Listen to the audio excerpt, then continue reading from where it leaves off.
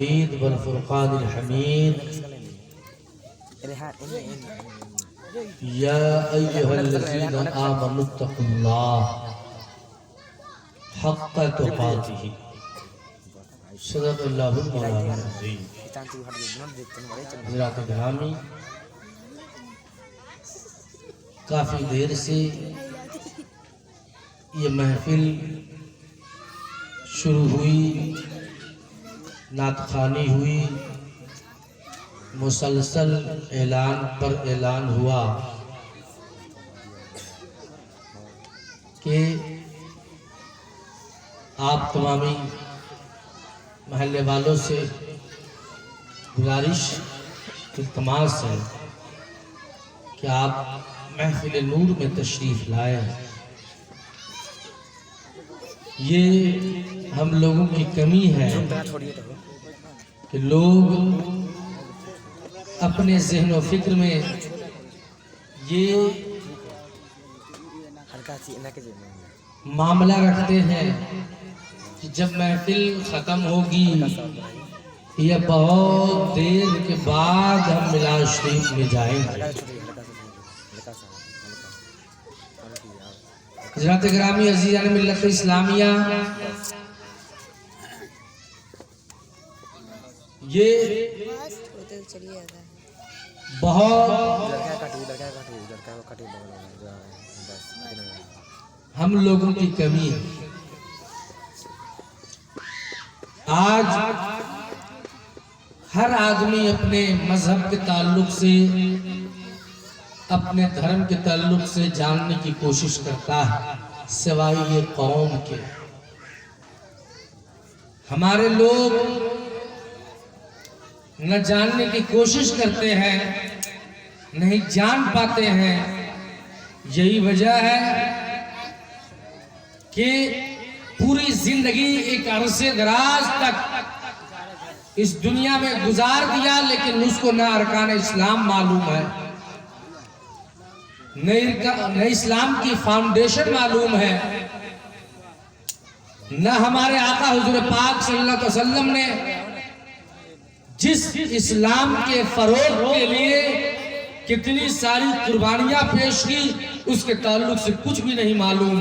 وجہ صرف یہی ہے کہ یہ قوم علماء سے دور رہتے ہیں، محفلوں سے دور رہتے ہیں، یہ جاننے کی کوشش بھی نہیں کرتے کہ ہم کیا ہیں اور ہم تک اسلام کیسے پہنچا۔ یہ کب ہوگا؟ جب بڑے لوگ دلچسپی پیدا کریں تو اس کے گھر کا ماحول بھی اچھا ہو جائے گا۔ جب بڑے لوگ ہی نہیں چاہیں گے کہ ہم وہاں پہنچے، کچھ سیکھیں، کچھ بتائیں، اپنے بچوں کو بعد میں وہ بات جو عالموں سے سنے ہیں،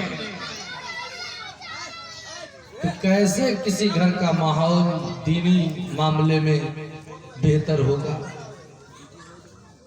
آج تقریباً 1450 برس کے بعد بھی ایسے رسم ادا لوگ کرتے ہیں جس کا ہمارے مذہب اور مسلک میں کوئی تعلق نہیں ہے۔ جیسے اللہ تبارک و تعالیٰ کی بہت بڑی نعمت ہے نکاح، اور میرے آقا کی سنت ہے نکاح۔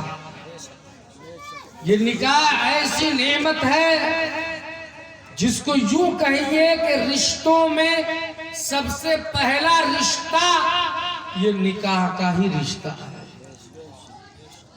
ماں باپ کا رشتہ بعد میں ہوا، باپ کوئی بات پہ بنا، ماں کوئی بات پہ بنی، سب سے پہلا جو رشتہ بنا اور اس میں بھی سب سے پاک گھر، سب سے بہتر مقام جنت میں جو رشتہ باندھا گیا وہی نکاح ہے۔ اس سے پہلے کوئی رشتہ نہیں، سب سے پہلا رشتہ نکاح ہے۔ اتنا پاک رشتہ، اتنی بڑی نعمت جس کو میرے آقا نے فرمایا کہ جس نے نکاح کیا اس نے آدھا دین مکمل کیا۔ نمازی کو نہیں کہا گیا، نماز پڑھ کر نکلا تو نہیں کہا کہ تو اس نے آدھا دین مکمل کر لیا، حج کر کے آیا تو حاجی صاحب کو نہیں کہا کہ تو نے آدھا دین مکمل کر لیا، بلکہ نکاح کرنے والے کو کہا کہ جس نے نکاح کر لیا ہے اس نے آدھا دین مکمل کر لیا۔ کیوں کہا گیا ہے؟ وجہ کیا ہے اس کی؟ اے لوگوں، کچھ ایسی عبادت ہے جس کا ثواب عمر دراز تک ملتا رہتا ہے، کچھ ایسا عمل ہے نیک عمل جس کا ثواب جب تک زندگی ہے تب تک ملتا رہتا ہے، اور اس میں سے سب سے اعلیٰ مقام پر جو عمل ہے وہ نکاح ہے، ایک سنت ہے، اور ایسی سنت ادا کر لیا، سنت شروع ہو گئی، اور جب تک وہ نکاح میں ہے اس سنت کا ثواب اس کو ملتا ہے۔ جیسے جو نکاح کے علاوہ لوگ ہیں وہ نماز پڑھے اور پھر نکاح پڑھنے کے بعد ناکح یا منکوحہ جب عبادت کرے تو اس کو 10 گنا زیادہ ثواب ملتا ہے، 10 گنا زیادہ ثواب۔ اب یہ بتائیے کہ اتنا رتبہ اتنا مرتبہ دیا گیا، اتنی عظمت بیان کی گئی، اور پھر بھی یہ اسلام سے دوری کا نتیجہ، علماء سے دوری کا نتیجہ ہے۔ کیسے پاک، ایسے پاکیزہ رشتہ اور خدا کی نعمت کے موقع پر بھی ایسا کام کیا جاتا ہے جس سے خدا بھی ناراض ہو جائے اور خدا کے محبوب بھی ناراض ہو جائے۔ اس کی عظمت اتنی ساری ہے کہ سنیے، اس کے علاوہ بھی دوسرے انبیاء کرام نے بھی نکاح کیا، لیکن میرے آقا نے کہا کہ میری سنت ہے۔ کیوں؟ وجہ یہ ہے کہ ایک سنت کی ادائیگی میرے آقا کے ذریعے ہوئی، اور میرے آقا نے ایک نکاح کیا اور ہزاروں بلکہ لاکھوں برائیوں کو ختم کر دیا،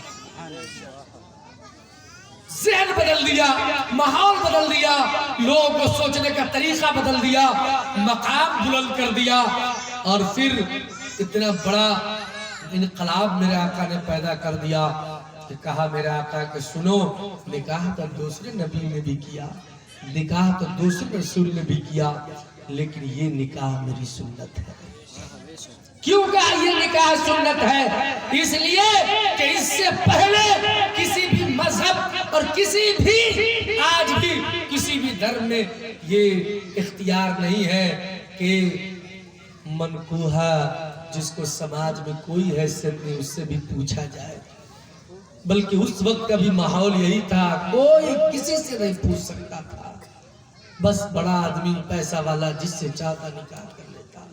میرے آقا نے کہا نہیں، یہ میری سنت ہے، اب سنو میری سنت ہے، یعنی مطلب اب جیسا جس طریقے سے اختیار لڑکا کو ہے اسی طریقے سے اختیار لڑکی کو ہے۔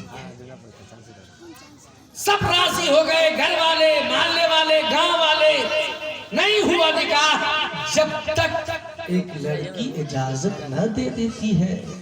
یہ میرے آقا نے کہا، اس لیے کہا کہ میری سنت ہے، اور کہا میری سنت ہے۔ اب میری سنت میں وہ رتبہ اور مرتبہ میں لحاظ اس طرح نہ رکھا جائے گا کون بڑا کون چھوٹا، کون خاندان اور کون غیر خاندان، اور کون پیسہ والا کون دولت والا، نہیں، نکاح میری سنت ہے، اور اس میری سنت میں جو دیندار ہوگا اسی کو سب سے زیادہ ترجیح دی جائے۔ اس لیے میرے آقا نے کہا کہ میری سنت، اس لیے لوگوں بہت پیاری سنت اور اتنی بڑی فضیلت سنتے سنتے آ رہے ہیں، اس موقع پر کوئی ایسا کام نہ کرے جس سے خدا اس کے رسول کی ناراضگی کا سبب بن جائے، اور پھر میری دنیا اور آخرت خراب ہو جائے، سارے اعمال بیکار ہو جائے۔ ایسے کوئی عمل ہم نہ کرے تمام ان خرافات سے ہم باز آئیں، سنت کا احترام کریں، سنت کا مزاج نہ اڑائے۔ اللہ تعالی ہم تمام لوگوں کو صراط مستقیم پر چلنے کی توفیق عطا فرمائے۔ بڑے خطبہ شورا آئے ہیں اور ٹائم بھی آپ لوگوں نے سنا ہی ہوگا کہ 8 بجے سے پہلے ختم ہو جائے گا۔ میرے طریقت رہبرگاہ شریعت حضرت حافظ قاری اختر رضا اخلاقی تشریف رکھتے، ہمارے اور بھی دیگر احباب شورا خطبہ نقبہ سب آئے ہیں، سب سے آپ باری باری ہمارے بزرگان ہیں، سنیے۔ اللہ تعالی ہم تمام لوگوں کو صراط مستقیم پر چلنے کی توفیق و رفیق عطا فرمائے۔ ہم سے بولنے میں اور آپ سے سننے میں اگر کسی قسم کی کوئی غلطی ہو گئی ہو تو ہم سب دل سے توبہ کرتے ہیں۔ پڑھیں ہمارے ساتھ، استغفر اللہ ربی من کل ذنب لا الہ الا